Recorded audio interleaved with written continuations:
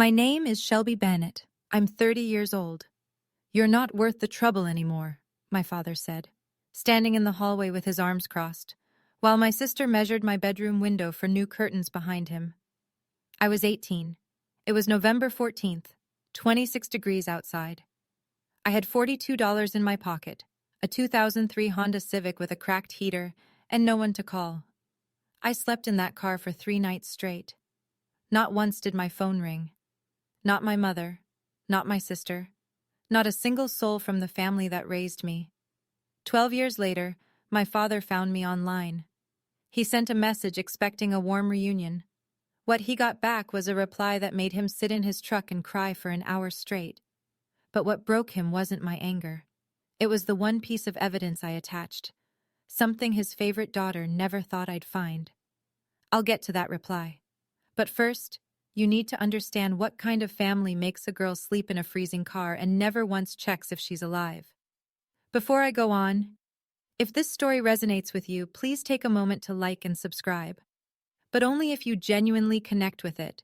I'd love to know where you're watching from right now and what time it is. Drop it in the comments. Now let me take you back to the fall of 2013, the night everything fell apart. My father, Gerald Bennett, was a United States Marine for 14 years. He ran our house the way he ran his unit, lights out at 10, chores on a rotation chart taped to the refrigerator, and absolutely no backtalk.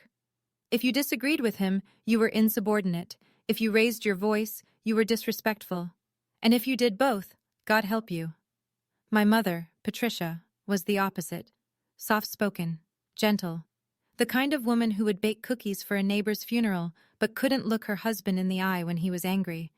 She loved us. I never doubted that. But love without courage is just watching. Then there was Jocelyn, my older sister, 20 years old, the golden child. She had a gift, not for art, not for school, but for knowing exactly what my father wanted to hear and delivering it with a smile. Yes, sir. You're right, Dad. I'll handle it. She was fluent in obedience, and in our house, obedience was currency. Me? I was the loud one, the difficult one, the one who asked why, when everyone else said yes, sir. I wasn't a bad kid. I made honor roll twice. I worked weekends at a sandwich shop, but I talked back, and in Gerald Bennett's home, that was an unforgivable sin.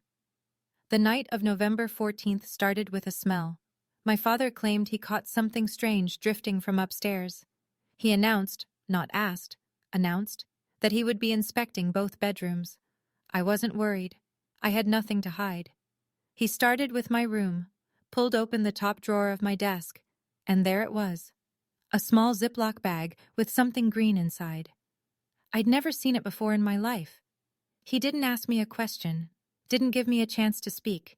He just pointed at the hallway and said, "Pack your things." I looked past him. Jocelyn stood at the end of the hall. She wasn't surprised. She wasn't upset. She smiled, small, quick, then turned and walked away. I didn't understand that smile. Not then. It would take me 10 years to learn what it meant. I turned to my mother. She was standing in the kitchen doorway, dish towel twisted between her hands, tears already running. "Mom, please, it's not mine." She opened her mouth. Nothing came out. My father's voice cut through the hallway. "Patricia, don't." She closed her mouth, looked at the floor, and said the words I'll carry for the rest of my life. "Just go, honey. Let him cool down. I'll talk to him." She never talked to him. Not that night, not the next day, not once in 12 years. I went upstairs. My hands were shaking so hard I could barely fold a shirt. I grabbed what I could. Clothes, my wallet, my phone charger, a jacket that wasn't warm enough. I didn't own a suitcase. I used a garbage bag. While I was stuffing jeans into black plastic, Jocelyn appeared in the doorway. She was holding a tape measure. "I'm so sorry this happened, Shell," she said. Her voice was soft, practiced. She even tilted her head like she'd seen people do on television. But her eyes were already scanning the room, the window, the closet, the corner where my bed sat. She was measuring for curtains before I'd finished packing. I dragged my bag down the stairs, across the living room, through the front door. My father stood on the porch, arms folded, jaw locked. He didn't look at me. He looked past me, At the yard, at the dark, at anything that wasn't his 18-year-old daughter leaving with a trash bag in November. As I stepped off the porch, I heard Jocelyn's voice behind me, soft and sweet, threading through the screen door. "I tried to warn you, Dad. She's been like this for months." I sat in the Honda, turned the key. The engine coughed to life. The heater rattled, then blew cold air. Just cold air, 26 degrees, $42. And that was that. The first night, I parked in the Walmart lot on Route 35. I pulled my jacket tight, draped my one spare hoodie across my legs, and sat there with the engine off because I couldn't afford to waste gas on a heater that didn't work. The windshield frosted over within an hour. I could see my breath. I pressed my forehead against the steering wheel and told myself I'd figure it out in the morning. I didn't sleep, not a single minute. The second night, I moved to the lot behind the public library. Quieter, darker. I figured nobody would bother me there. At 3 in the morning, a flashlight hit my window. A security guard, older guy, gray mustache, brown uniform. He knocked gently. "You okay, miss?" "Yes, sir." He studied me for a moment, nodded, walked away. That man, a stranger whose name I never learned, was the first person to ask me if I was okay in 48 hours. Not my father, not my mother, not my sister. A man with a flashlight and a $10 an hour badge. The third night was the worst. My fingers went numb around 9 o'clock and didn't come back. I tried calling my father. The number had been blocked. I called my mother. It rang 6 times. No answer. I called Jocelyn. Straight to voicemail. I sat there staring at my phone. 3 contacts. 3 silences. At 11 p.m., I called my best friend, Rachel Hollis. She picked up on the second ring. "Shelby, what's wrong?" I couldn't get the words out. My jaw was shaking too hard. "Stay right there," she said. "Mom's coming." 32 minutes later, headlights swept across the library lot. Diane Hollis stepped out of her minivan and opened my car door. She took one look at me, purple lips, white fingertips, my whole body trembling, and her face changed. She was a registered nurse. She knew exactly what she was seeing, early-stage hypothermia, 3 nights of it. She didn't say, "What happened?" She didn't say, "Let's talk about this." She wrapped a blanket around me, helped me into her passenger seat, and said the only thing that mattered. "You're safe now. That's the only thing that matters tonight." I woke up the next morning in the Hollis's guest bedroom, under a quilt that smelled like lavender fabric softener. For about 4 seconds, I didn't remember. Then it hit, all of it, and I stared at the ceiling while my chest caved in. The smell of oatmeal pulled me downstairs. Diane was at the stove. Rachel sat at the kitchen table, still in pajamas, red-eyed like she'd been up all night. Nobody rushed me. Nobody asked questions. Diane just set a bowl in front of me and sat down across the table. Then she said it. "You deserve a seat at a table where you don't have to fight for a plate." That was the moment. Right there. 11 words from a woman who owed me nothing. And they did what 18 years in my own home never could. They told me I was allowed to exist without earning it. I cried. Hard. The ugly kind. Rachel held my hand and didn't let go. When I could breathe again, Diane laid out the terms. I could stay, rent-free, under 3 conditions. Finish my GED by spring, find part-time work, start applying to community college by summer, no exceptions, no charity, structure, and a future. I agreed to all of it. The next Monday, I started as a cashier at CVS, 4 days a week. Evenings, I studied. It wasn't glamorous. It wasn't inspirational. It was just survival, one 12-hour day at a time. 2 weeks after I left home, I sat at the Hollis's kitchen table and wrote my father a letter. By hand. 2 pages. I told him the drugs weren't mine. I told him I loved him. I told him I just wanted to come home. I mailed it on a Tuesday. It came back 4 days later. The envelope was still sealed. Not a single crease, not a single fingerprint on the flap. Across the front, in my father's handwriting, I'd recognize it anywhere, those sharp capital letters from years of military forms. 2 words, return to sender. He didn't open it. He didn't want to know what his 18-year-old daughter had to say. He made his decision and mailed it back like a piece of junk mail. I put that envelope in a shoebox under my bed. I didn't look at it again for a very long time, but I kept it. 12 years, I kept it. Let me tell you what being disowned at 18 actually costs. Not the emotional part, I'll get to that, but the practical dollars and cents paperwork and deadlines part that nobody talks about.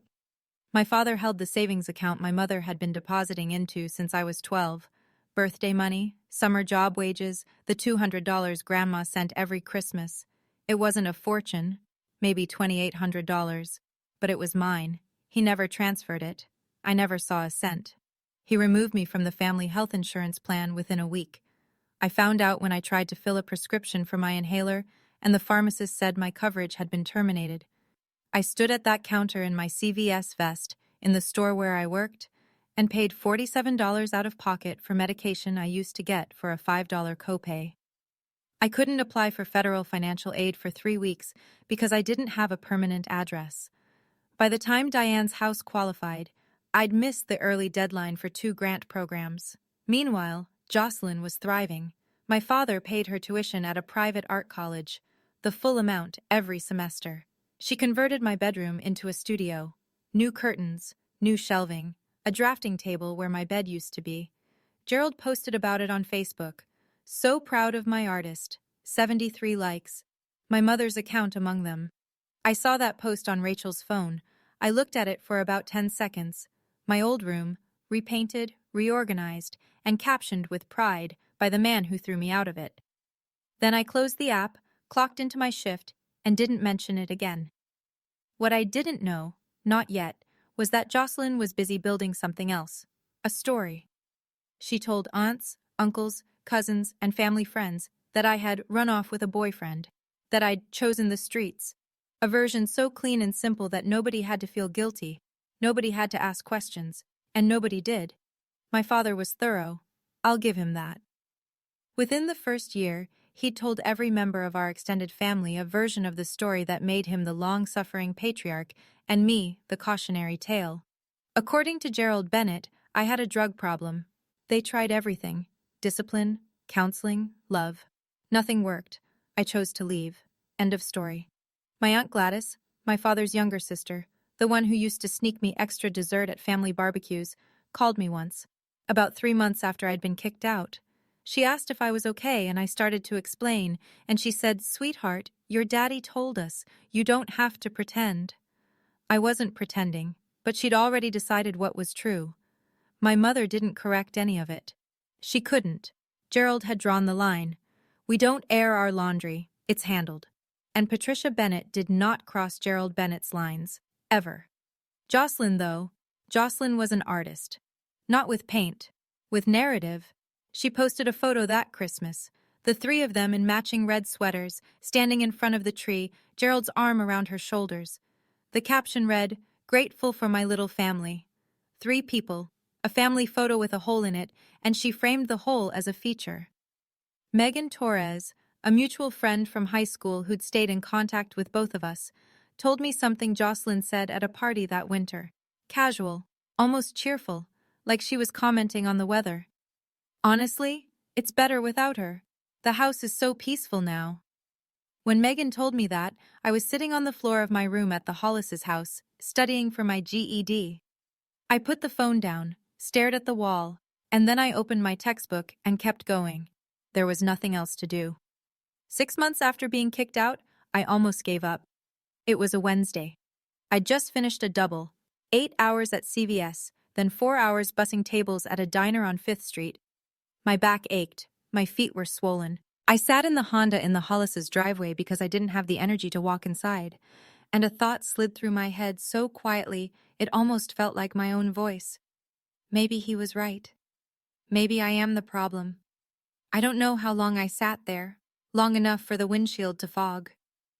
Diane found me at 2 in the morning. Not in the car.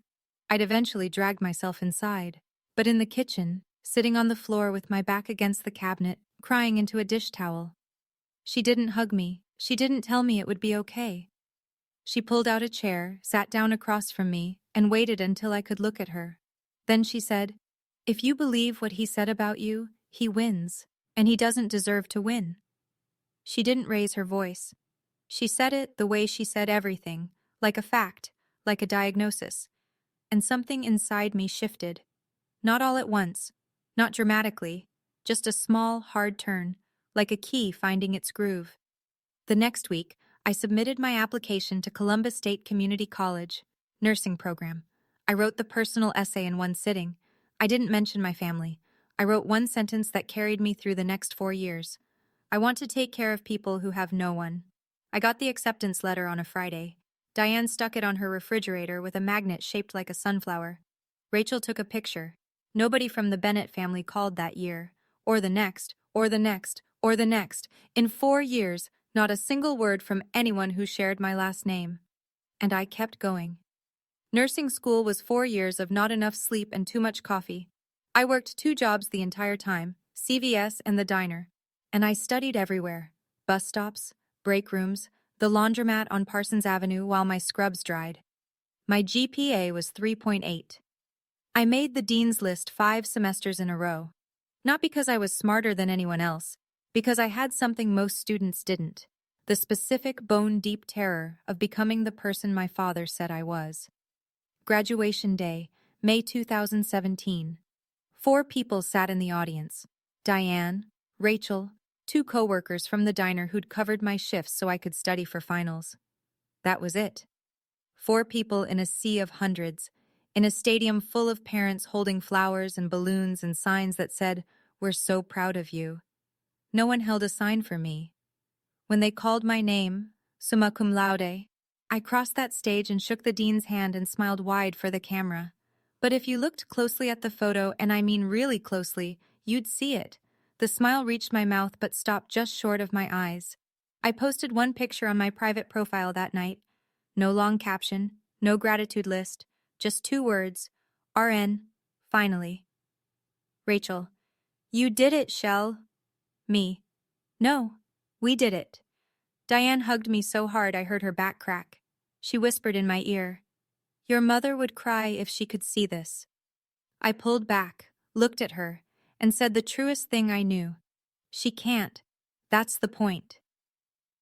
While I was crossing that stage, Jocelyn was living in our parents' house, having dropped out of art school in her 3rd year.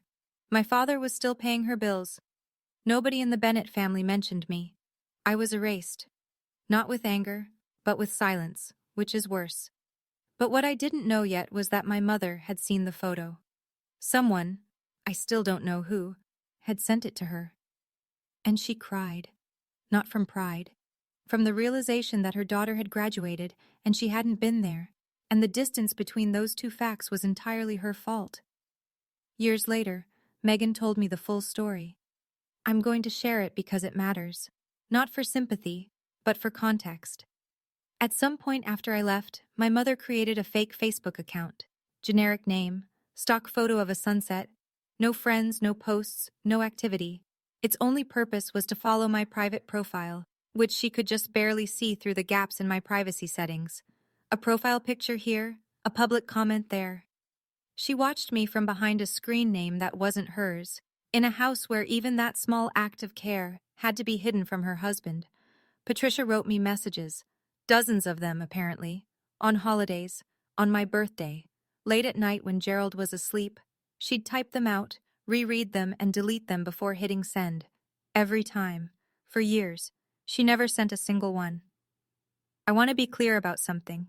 I understand why she was afraid. Gerald Bennett was not a man who tolerated dissent, and by the time I was kicked out, my mother had spent 25 years learning that lesson. Fear is real. I don't minimize it. But here's what I also know. Loving someone from a distance doesn't count if you chose the distance. She had a car. She had a phone. She could have driven to the Hollis's house any Tuesday afternoon while Gerald was at work. She didn't. Fear kept her still, and stillness kept me alone. There's one more thing. Jocelyn found out about the fake account. Megan told me this too. Jocelyn didn't report it to Gerald. That would have been too direct. Instead, she used it as leverage. Quiet, surgical leverage. "I know what you're doing online, Mom. Don't make me tell Dad." That was Jocelyn, always holding the leash she never had to pull because the threat was enough. My mother stayed silent, my sister stayed in control, and the years kept passing. After graduation, I took a position at Riverside Methodist Hospital in Columbus. Emergency department, 12-hour shifts, chaos and adrenaline, and the kind of exhaustion that doesn't wash off in the shower. I loved it. Within 2 years, I was nominated for Nurse of the Year at the department level. I didn't win, but the nomination caught the attention of someone who would change my trajectory. Dr. Marcus Webb was the attending physician in our ER, mid-40s, calm under pressure, the kind of doctor who actually learned nurses' names. He pulled me aside one afternoon between traumas and said something I wasn't expecting. "You don't just treat patients, Shelby. You see them. That's rare. Have you thought about going further?" He meant nurse practitioner, a master's degree, independent practice authority, the ability to run my own clinic someday. It was a path I hadn't considered because no one had ever suggested I was capable of it. Dr. Webb wrote my recommendation letter. I applied for a scholarship at Ohio State. I got in.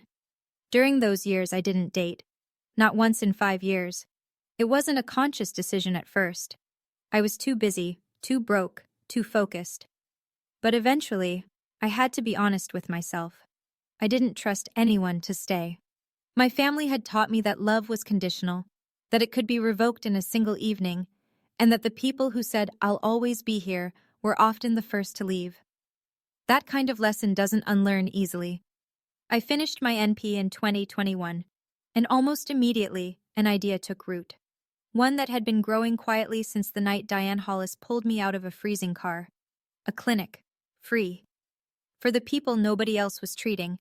Specifically, homeless veterans, men and women who served this country and came home to nothing. Men like my father, if he'd been less lucky. I chose that population for a very specific reason. I knew what it felt like to be abandoned by the people who were supposed to protect you. And I never wanted anyone to sit alone with that feeling the way I did. I want to pause here for a second. If you're watching this and you've ever been the family member no one believed, I see you. You're not crazy. You're not too much. You're just honest in a room full of people who aren't. Now, Tio, do you think my father ever questioned whether he made the wrong call that night? Drop your answer in the comments. And if you haven't yet, that subscribe button really does help. Now, back to where we were. It was year 8. I was deep in my NP program, pulling clinical rotations at a family practice on the east side of Columbus. My life had settled into a rhythm, demanding, exhausting, but mine. I had an apartment I paid for, a career I was building, a circle of people who showed up without conditions.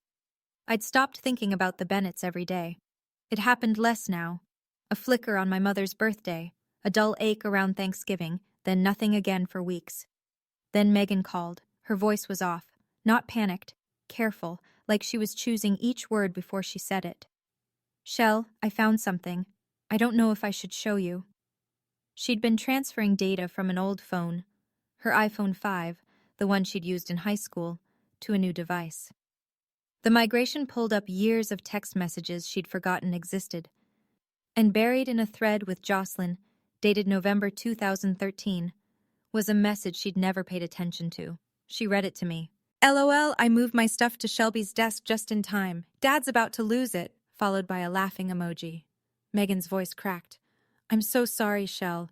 I didn't even register it back then. I was 19 and stupid, and I didn't put it together. I should have." I didn't respond right away. The room was very still. I could hear the clock on my kitchen wall ticking.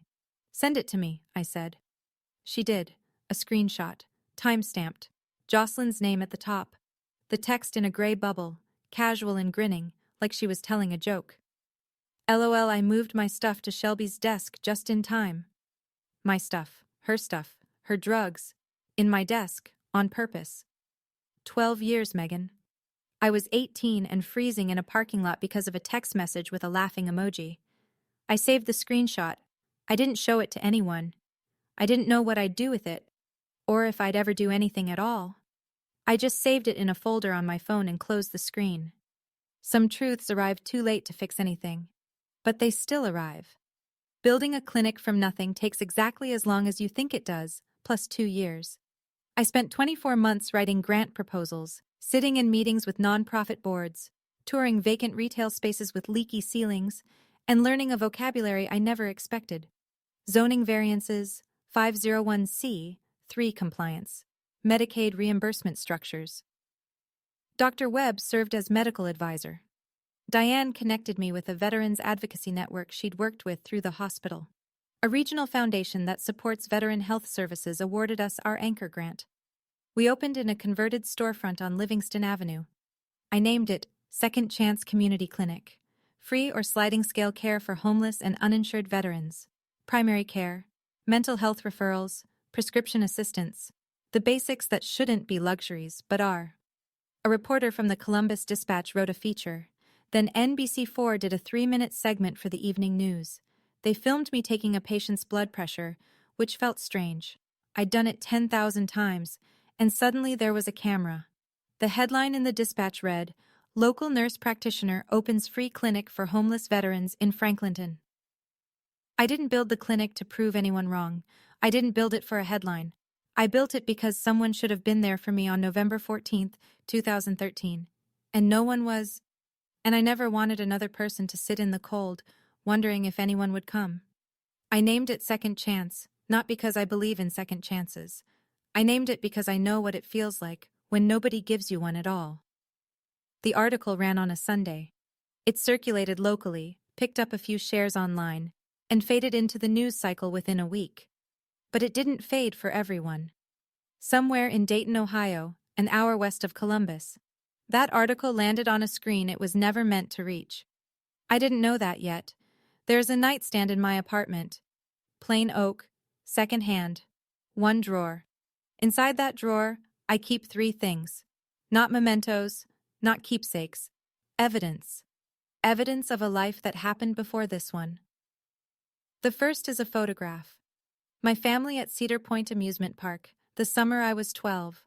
All 4 of us. My mother's arm around my shoulders, Jocelyn making a peace sign, my father squinting into the sun with something that might have been a smile. It's the last photo where everyone is present and no one is pretending. The second is a bracelet. Thin silver chain with a tiny star charm. My mother gave it to me on my 16th birthday. She fastened it around my wrist and said, "For my little star." I stopped wearing it the night I left, but I didn't throw it away. The third is the envelope, yellowed now. 12 years of sitting in the dark will do that. The seal is still intact, still closed, still untouched. And across the front, in sharp black ink, in handwriting I know as well as my own, "Return to sender." I don't reread the letter. I don't need to. I remember every word. "Dad, I didn't do it. Please believe me. I love you. I just want to come home." I was 18. I spent a stamp and every ounce of dignity I had left on those sentences. He spent 0 seconds on them. I closed the drawer. I went to work. That's what I did. By that point, I had both pieces, the letter and the screenshot, 2 halves of a truth that no one had asked for. I didn't go looking for my family. I had no reason to. My life was full. My work had meaning. The people who mattered were already in it. Everything stayed quiet for 12 years. Then one evening, I opened LinkedIn on my couch after a long shift, scrolled past a few connection requests, and stopped. A message. From a name I hadn't seen in over a decade. Gerald A. Bennett. He'd used LinkedIn because I'd blocked his number years ago and my Facebook was private. But LinkedIn, professional, public, was the gap in the wall I hadn't thought to seal. The message was short, carefully worded, the kind of sentence structure that suggested he'd written and rewritten it multiple times. "Shelby, it's your dad. I saw an article about your clinic. I always knew you had it in you. I'd like to talk. Mom misses you. We all do." I read it 3 times. My hands weren't steady. Not from fear, from anger. The slow, deep kind that lives underneath everything and only surfaces when someone says exactly the wrong thing in exactly the wrong way. "I always knew you had it in you." You always knew. You. The man who told me I wasn't worth the trouble. The man who blocked my number and returned my letter and let his other daughter sleep in my bed the same night I slept in a parking lot. You always knew I had it in me? That's what you're going with? I closed the laptop, laced up my running shoes, ran 5 miles, came back, showered, sat on the edge of my bed with wet hair and a pulse I couldn't slow down. I called Diane. He found me. A pause. I could hear her put something down. A mug, maybe. What do you want to do? I don't know yet. Then don't do anything yet. I didn't. Not that night. Not the next day. Not for 2 full weeks. The message sat in my inbox like a grenade someone had placed gently on a shelf and walked away from. But Gerald Bennett was never a patient man. And within those 2 weeks, he sent another message, one that changed everything. The second message was longer, more confident, like my silence was agreement. I'm telling you, Shelby, the family would love to hear from you. Aunt Gladys asks about you all the time. Your mother hasn't stopped talking about that article. Jocelyn's been asking about you too. Maybe we could set up a call. I think it's time. Jocelyn's been asking about you. Jocelyn, who hadn't spoken my name in 12 years, was suddenly asking about me. I almost laughed. Almost. I called Megan. What's going on with my father? Megan sighed. The kind of sigh that means I'm about to tell you something you won't like. Shell, he's been showing that article to everyone. Like, everyone. He shared it on Facebook. He brought it up at Ron and Gladys's barbecue last month. He's telling people you decided to do things on your own and that the family always supported you from a distance. I set my coffee down. He said what? He's rewriting the whole thing. The drug story is gone. Now it's, you were independent, you wanted to leave, he respected your decision, he's acting like he launched you. He threw me out, Megan. I know. He told them I was on drugs. I know. And now he's saying he supported me? He shared the Dispatch article with the caption, Proud Dad Moment. 61 likes. I sat with that for a long time. My father hadn't just abandoned me. He'd written the story of my life twice, once as a cautionary tale and once as a success story. And both times, he cast himself as the hero. The first version, we did everything we could. The second version, she got her strength from us. Neither version included the truth. Neither version included a frozen parking lot, a returned letter, or a laughing emoji. He didn't want me back. He wanted the narrative back. And he needed my cooperation to finish writing it. I sat on it for 3 more days. I went to work.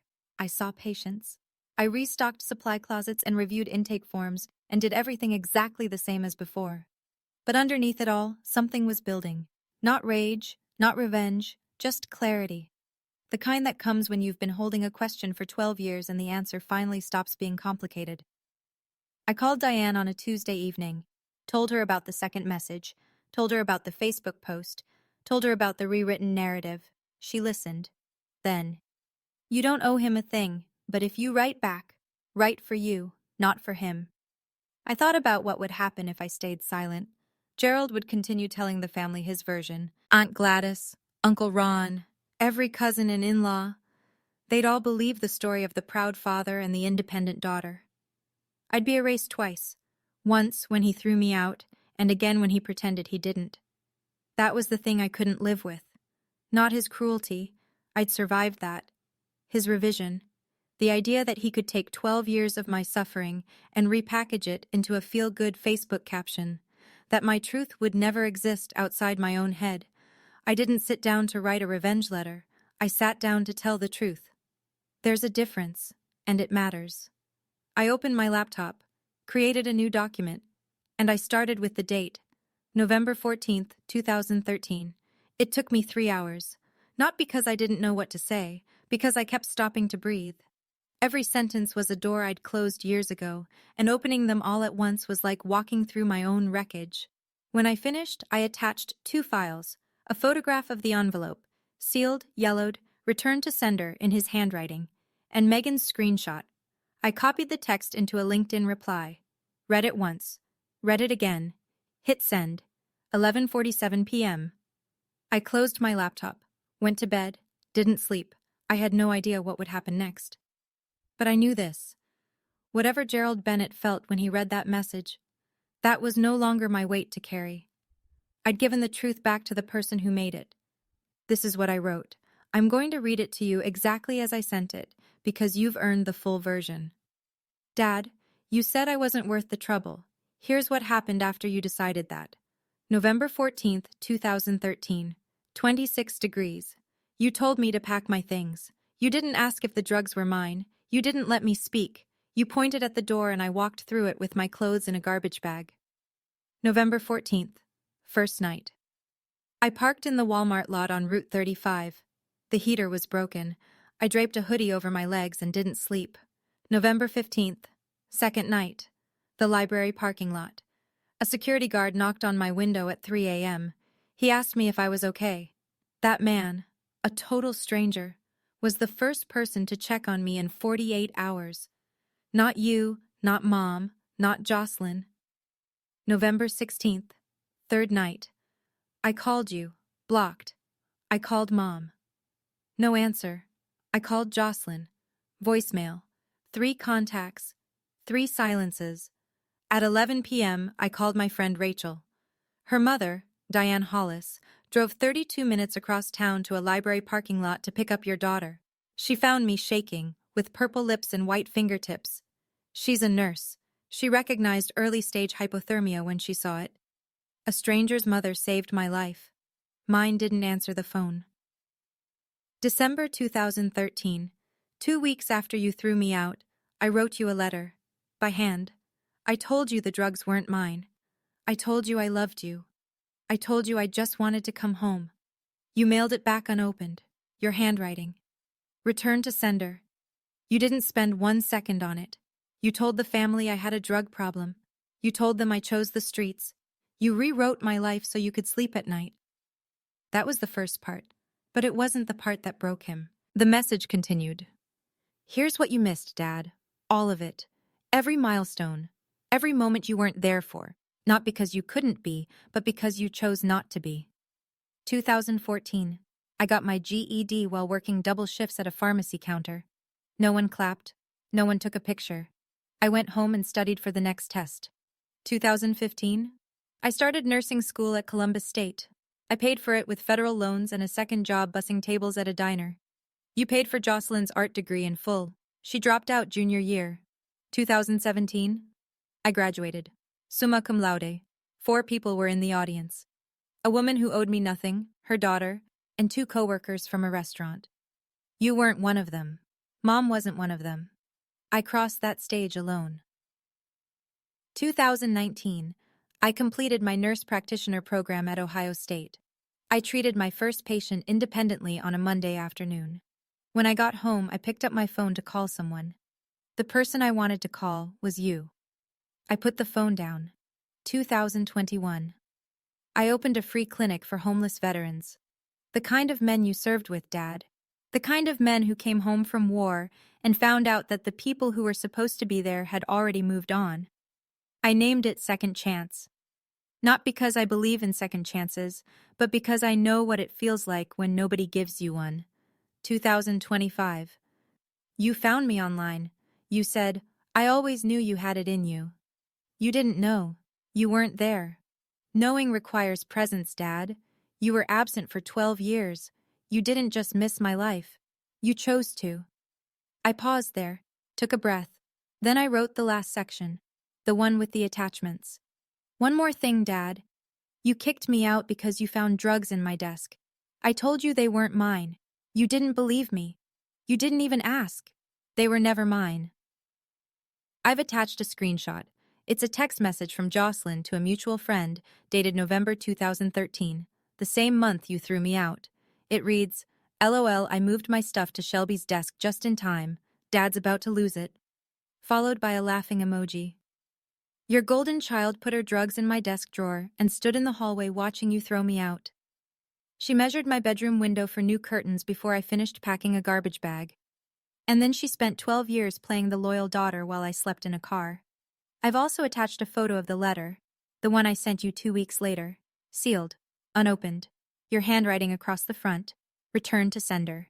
Your 18-year-old daughter wrote, I love you, I just want to come home. And you mailed it back like junk mail. I kept both, not as weapons, as proof that I tried and you didn't. I'm not writing this to hurt you. I'm writing it because you asked to reconnect, and I think you should know what you're reconnecting to. Not the version you told the family, not the proud dad moment you posted on Facebook, the real version. I don't hate you, Dad, but I can't give you the reunion you're looking for. You're not reaching out because you miss me. You're reaching out because my name was in the newspaper and you need a new story to tell. I won't be your story, I'm my own. Shelby. That was the reply. Every word. I sent it at 11:47 on a Tuesday night and closed my laptop. I didn't know when he'd read it. I didn't know how he'd react. I only found out later. Through Megan, through Gladys, through the slow, jagged chain of people who witnessed what came after. Here's what I was told. Gerald read the message in the living room. Patricia was in the kitchen. He was sitting in his recliner, the same one he'd been sitting in for 20 years, scrolling through LinkedIn on his phone. He opened my reply expecting, I imagine, something warm, something grateful, something that confirmed the story he'd been telling. He read it in silence. Patricia said she heard nothing.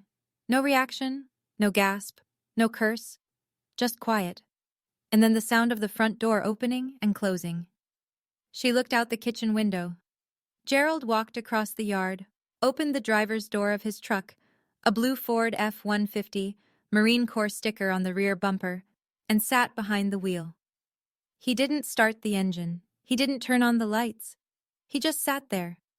Patricia waited 10 minutes. Then 20. She put on her coat and walked outside with a glass of water. She tapped on the window. He didn't open the door. Through the glass, she could hear him. He was crying. Not the quiet kind. Not the composed, stoic kind you'd expect from a man who built his identity on discipline and control. The kind that shakes your shoulders. The kind you can't stop. She stood outside that truck for a long time. Eventually, she went back inside. An hour later, a full hour, Gerald walked back through the front door. His eyes were swollen. He didn't say a word. He placed his phone on the kitchen table, opened to my message, and pushed it toward Patricia. Read it. She did. Then she cried too. Gerald sat down across from her. And for the first time, according to what Megan later heard from Gladys, he asked the question he should have asked 12 years ago. Did you know? About Jocelyn? Patricia shook her head. Gerald picked up his phone and called Jocelyn. She didn't answer. He called again. Voicemail. He called a third time, a fourth. She never picked up. The next morning, he drove to her apartment. That was it. That was the reply. If you're still here, genuinely, thank you. Now here's my question. Do you think my father's tears were for me or for himself? Because I've thought about that for a long time and I still don't have a clear answer. Let me know in the comments. And if this story hits close to home, share it with someone who needs to hear it. Here's what happened next. I wasn't there for what happened at Jocelyn's apartment. Everything I know came through Megan, who heard it from Patricia, who heard it from Gerald. A chain of voices relaying the moment a family cracked along a fault line that had been there for 12 years. Gerald drove to Jocelyn's place the next morning, early, before 8. He knocked on the door hard enough that her neighbor opened theirs first. Jocelyn answered in a bathrobe. Dad? What's going? He held up his phone, the screenshot on the screen. Is this real? She looked at it. Her expression did something complicated. A flicker of recognition, then the mask sliding into place. That's taken out of context. Your sister slept in a car for 3 nights, in November, because of you. You're the one who kicked her out, not me. You're right. I did, because I believed you. That landed. You could tell, Patricia said, because Jocelyn didn't have a follow-up. For the first time in her life, the script ran out. Gerald didn't yell, he didn't slam anything. His voice, Patricia said, was the quietest she'd ever heard it, and that was somehow worse. Don't call the house for a while. He turned and walked back to his truck. Didn't look back. Jocelyn stood in the doorway. I'm told she called Patricia within the hour, sobbing, not apologizing, not explaining, but performing. Dad is attacking me because of Shelby. This is so unfair. I can't believe you're all taking her side. My mother, the woman who had spent 25 years choosing silence, said something she'd never said before. No, He's hurting because of what you did. So am I. And then she hung up. Megan told me Patricia's hands were shaking when she set the phone down. But she set it down, and she didn't pick it back up. The truth moved through the family the way truth always does when it's been delayed. Fast, messy, and without anyone's permission. Gerald called Gladys that same week, his younger sister. The one who'd called me once years ago and taken his word over mine. He told her everything. The screenshot, the letter, the parking lot, the hypothermia. Gladys was quiet for a long time. Then, "You let that girl sleep in a car, Gerald. She was a child." "I know." "And you told me she was on drugs." "I know." Gladys hung up and called me. I almost didn't answer. Her number had been absent from my phone for over a decade, and seeing it felt like a hallucination. But I picked up. "Sweetheart," her voice was thick. "I'm sorry. I should have checked. I should have asked you directly. I took his word and I shouldn't have." I sat on my couch and stared at the wall across the room. A small crack ran along the baseboard I'd been meaning to fix for months. "You believed what was easier to believe, Aunt Gladys."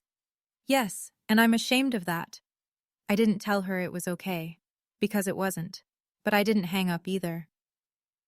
Uncle Ron cut contact with Jocelyn entirely. No announcement, no drama.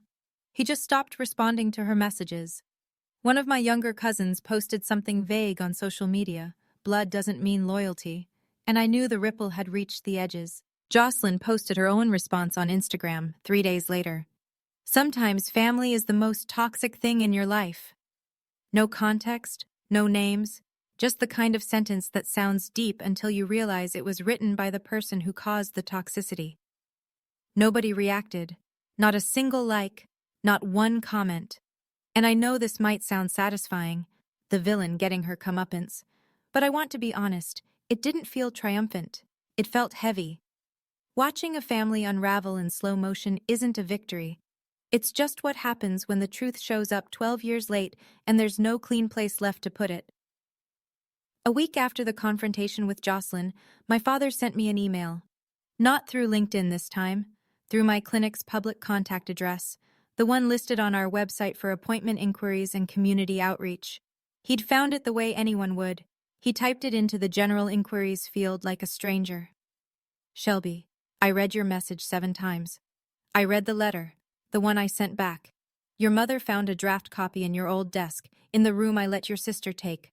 I read every word. I can't undo what I did. I'm not going to list excuses because there aren't any that hold up. I was wrong. About all of it. I don't expect you to forgive me, but I needed you to know I hear you now." I read it at my kitchen table after a 10-hour shift, with a bowl of leftover soup going cold in front of me.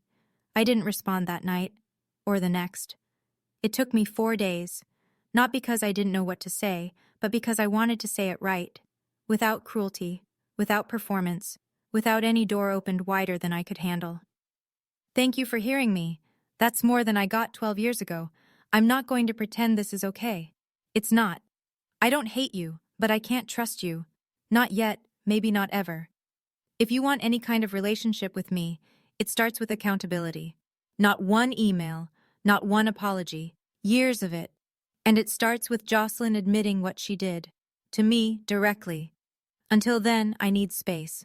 Please respect that." 2 weeks of silence, then 3 words.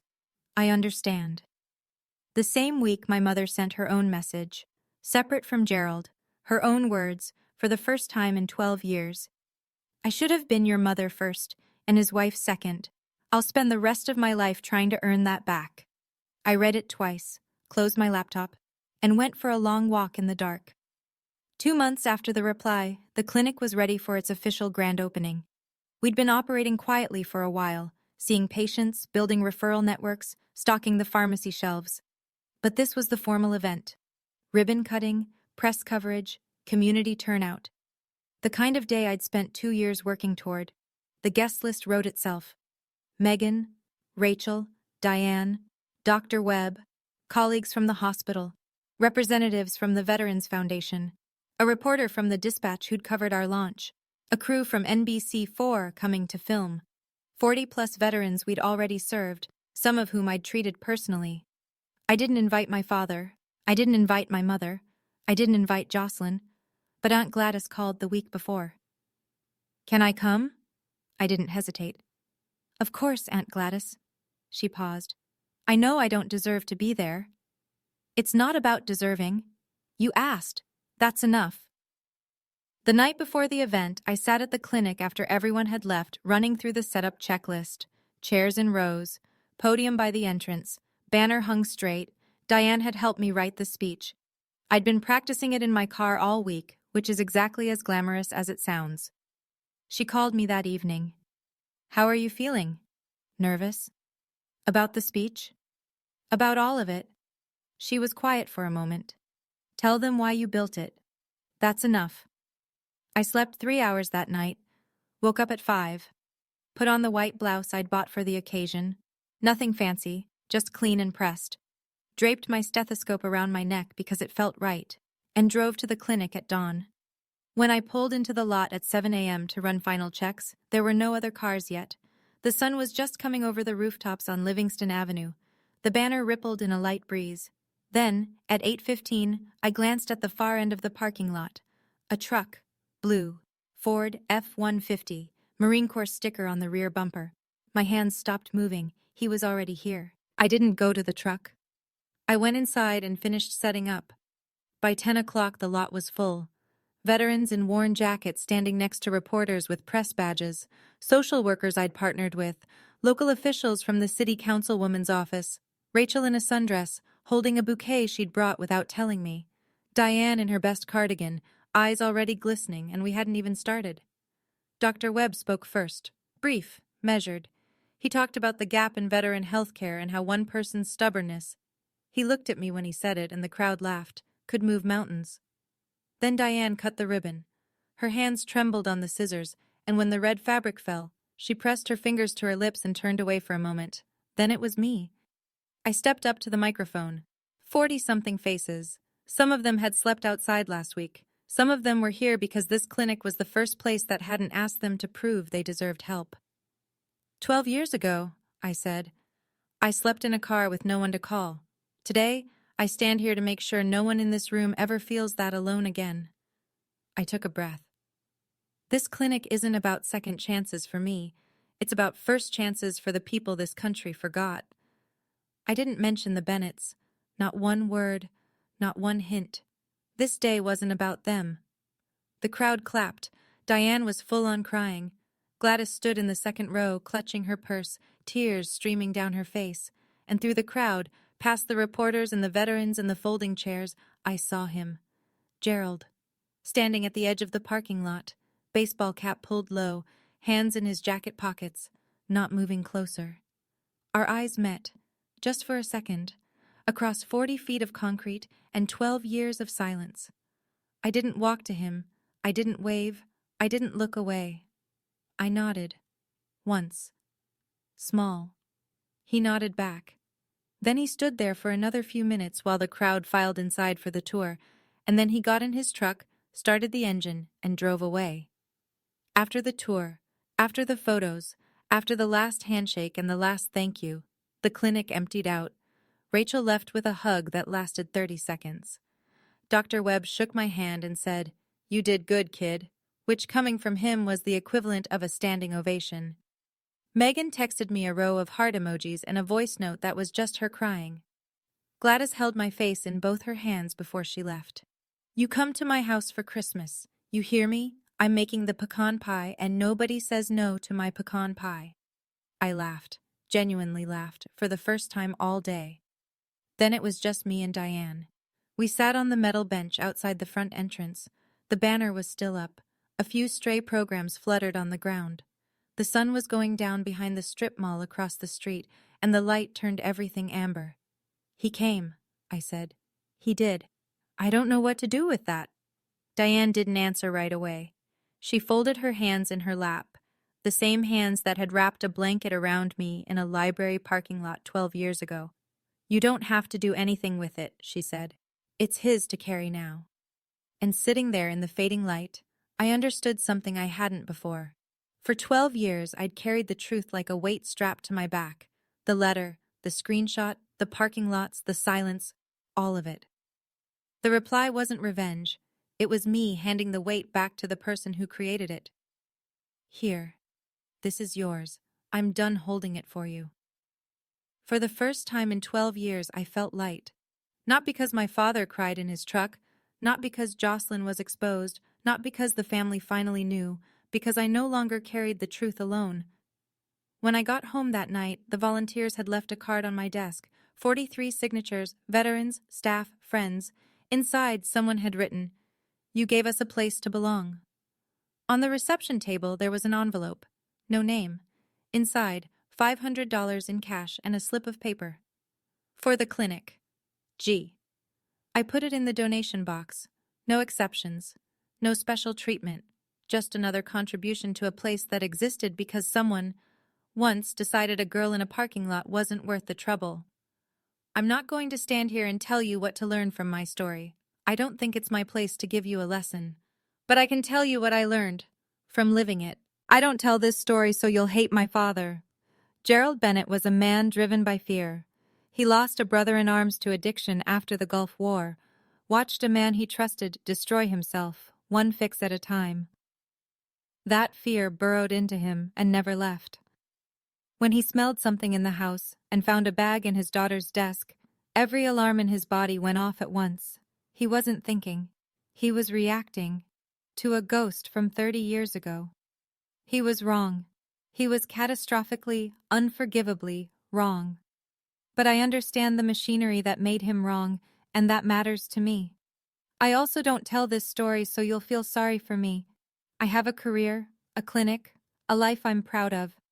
I built it with my own hands, on a foundation laid by people who chose me when my own family didn't. That's not tragedy.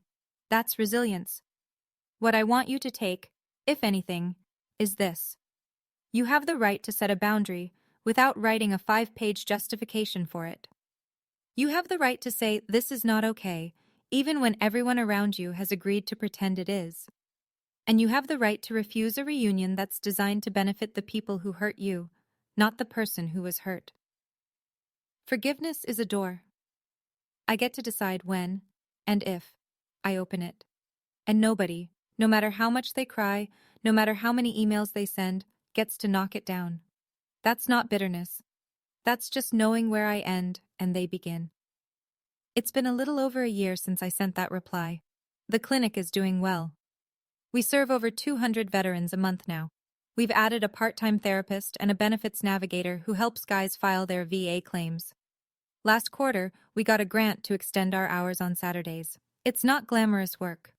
Most days, it's blood pressure checks and medication refills and long conversations with people who just need someone to sit with them for 10 minutes.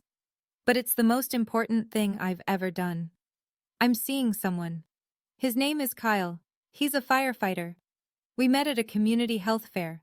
He was manning the fire safety booth next to our clinic's table, and we argued about whether CPR dummies are creepy. He's kind and steady, and he doesn't try to fix me.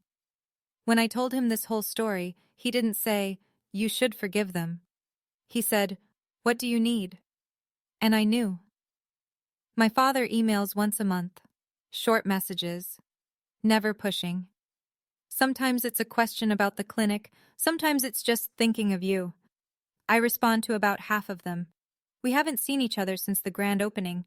Our relationship, if you can call it that, is like two strangers trying to remember a language they used to share.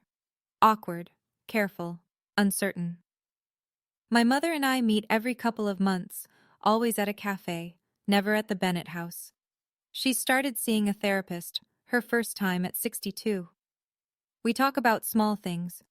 We're not ready for the big ones yet. Jocelyn hasn't apologized, hasn't reached out, hasn't acknowledged anything. I don't wait for it. Some people never arrive at the truth, no matter how clearly you lay it out for them. Diane is still my family. She always will be. She hates the phrase second mom, and every time I use it she says, "I'm not your second anything, I'm just someone who answered the phone." But she smiles when she says it, and so do I. One more thing. A few months ago, I found out that my mother, using her old fake Facebook account, the one Jocelyn used to hold over her, had submitted an anonymous nomination for the Ohio Nurse of the Year award. She'd typed up a letter about my work, my clinic, my patients. She submitted it under a name I didn't recognize. I didn't win. But I read the nomination form after a colleague forwarded it, and I recognized her voice in every sentence.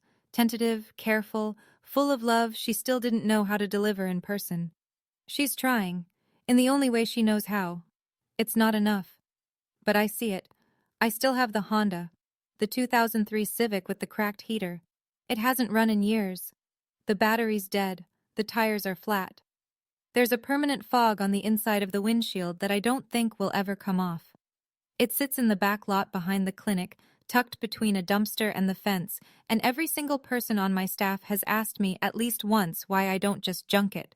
I keep it because I need it there. On the hard days, and there are still hard days, even now, I walk around back, and I put my hand on the hood, and I stand there for a minute.